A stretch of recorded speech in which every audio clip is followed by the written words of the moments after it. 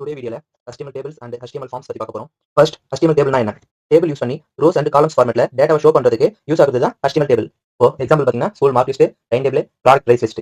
இப்போ பேசிக் டேபிளோட டேக்ஸ் பார்க்கலாம்.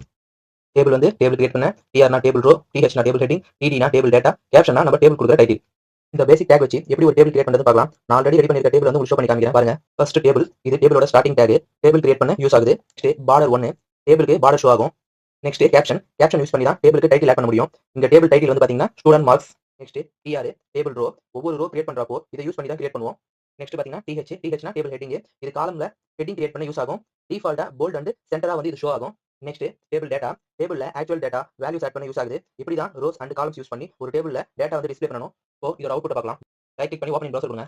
இதுதான் வந்து ஒரு சிம்பிள் டேபிள். நீங்க எக்ஸ்ட்ரா ஆட் பண்ணனும்னா ஜஸ்ட் இந்த TR இருக்கு இல்லீங்களா, அதை காப்பி பண்ணுங்க. காப்பி பண்ணிட்டு அப்படியே பேஸ்ட் பண்ணி நேம் என்ன சப்ஜெக்ட் மார்க் ஆட் பண்ணி சேவ் பண்ணிட்டு அகைன் போய் ரீஃப்ரெஷ் பண்ணீங்கன்னா உங்களுக்கு எக்ஸ்ட்ரா ஆட் ஆகும்.